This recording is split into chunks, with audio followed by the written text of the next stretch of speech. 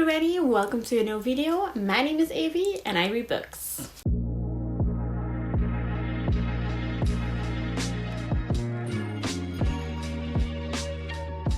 And today's video is my March wrap-up. I'm just gonna say it. I have read a ton of books in March. I read more than my TBR was. I finished a couple of books that I obviously already started in February. So I've read a total of 6 books this month, and I'm just gonna tell you guys what I've read. First of all, the book I'm still currently reading, because March isn't done when I'm filming this, so the first book that I'm still reading is Tien Wortels, De Binde van Venus by Bjorn van den Ende, which is a YA, Flemish YA thriller. I'm 60 pages in, like in the beginning of it, because I just started it. But I really like this book, and I know I'm gonna like it because I have read this one 2 or 3 years ago, which means I'm just gonna go reread this one before I start reading the other parts, because I think there are 11 parts in the series and I only read the first 2. But now let's go talk some statistics. The rating wise, I had a really great reading month. Not only I read a ton of books, but I also read a ton of good books, which probably makes it a great reading month. I have read 3 3-stars, 2 4-stars, and 1 5-star book. When we talk about genres, I have read 5 thrillers and 1 horror thriller type of book. Format-wise, I have read 2 audiobooks and 4 physical books. Now let's get into the actual books. First of all, the book that I finished was Blue Moon by Lee Child. This was an adult thriller book, and I read it on audiobook, and I kind of thought it was average. I gave it 3 stars.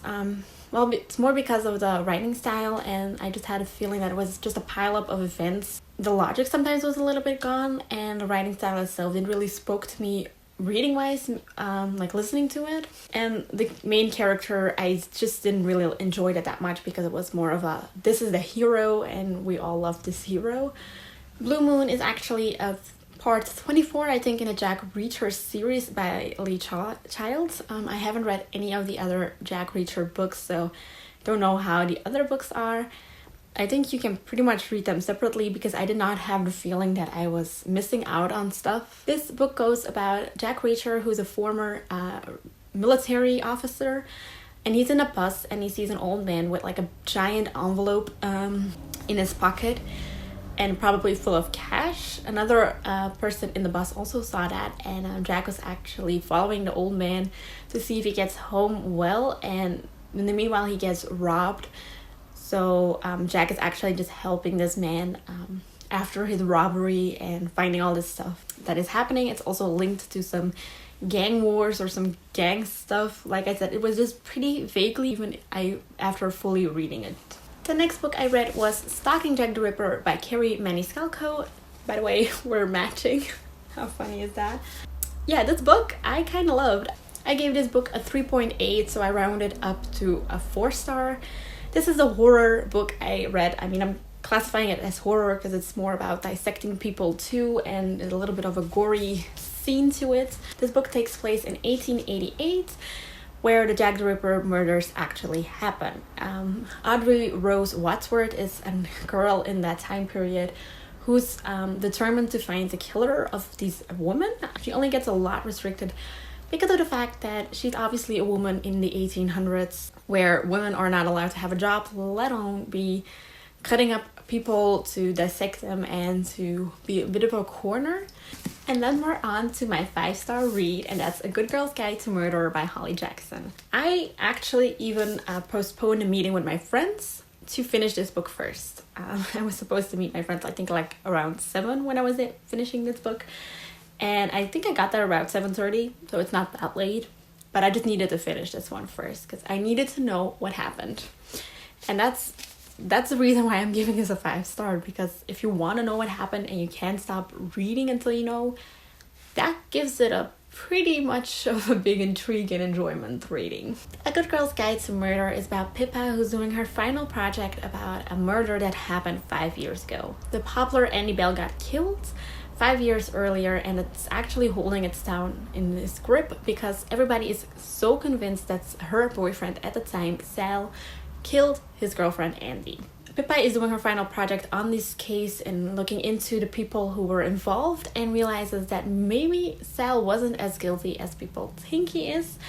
And it's a bit mixed media and a bit mixed formatted, and I loved the way it read. It read so quickly. It gave me like this Truly Devious vibe, and Truly Devious was my favorite last year. So I'm definitely continuing on with this series. Then was the Bookoplaton, and I read a really short book, and that was Love is Blind by MJ Arledge. It's like a really tiny book, and it was a 3-star for me because, well, it's short stories, and short stories, I do enjoy reading them, but let's not like, most of the time they're like pretty average or a 3-star, because I like to dive into a book sometimes a little bit more than this. This is about Emma Forbes, who is blind, and she meets this military guy, or an ex-military guy, Mark. Obviously Mark is injured, or has like scars and everything emotionally, but also physically, but Emma can't see that because she's blind, so for her it doesn't care that he's full of scars. In the meanwhile, she's falling in love with Mark. There are also terrors happening at night. Some guy is breaking in and brutally torturing people who live there and stealing stuff, and that's actually what the story is about. Obviously I cannot say much more because otherwise I would probably spoil the entire story, because it's 90 pages long. So I give this a 3-star. And then we're on to another audiobook I finished. This was a Dutch adult thriller, and I so enjoyed it. It read so quickly that I didn't even notice that it was done before it was done. I think I spent maybe 2 weeks reading it, obviously, but that's because I don't read audiobooks constantly. But that was Onmacht by Yvonne Dorte. And this is, like I said, an Dutch adult thriller. I gave this a 3.5 stars because it was a really good book, and it's actually about thriller author Ella, who gets killed and is actually found back on her boyfriend or her husband's writing camp sites. So a long lost friend who Ella has seen like right before she actually got killed is being the suspect, or the lead suspect, of this entire murder scene. But so it's actually more about her trying to convince that she's innocent. And then we're already on to the last book I have read in March, and that is A Study in Charlotte by Brittany Cavallaro. I also enjoyed this book a lot. This was a 4-star read, also a first in a series, and I already bought the continuation of the series because I can't wait to read this one. A Study in Charlotte is based on Sherlock Holmes stories. Charlotte is actually a great-granddaughter, I think, of Sherlock Holmes, and she meets at school Jamie Watson, which is the great-grandson of John Watson. I almost tried to say John Watson. And in the beginning, Charlotte and Jamie are not really friends, or they don't actually want to know each other. But there are murders happening in the school, and they're based on stories of the old Sherlock Holmes.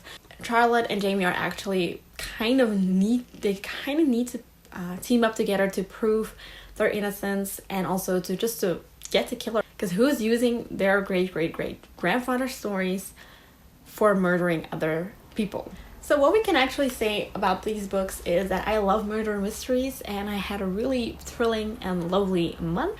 If you like this video, then definitely give it a thumbs up. If you want to see more of me, hit that subscribe button down below, and leave down in the comments what your favorite book of March was. I will still talk to you soon. Bye!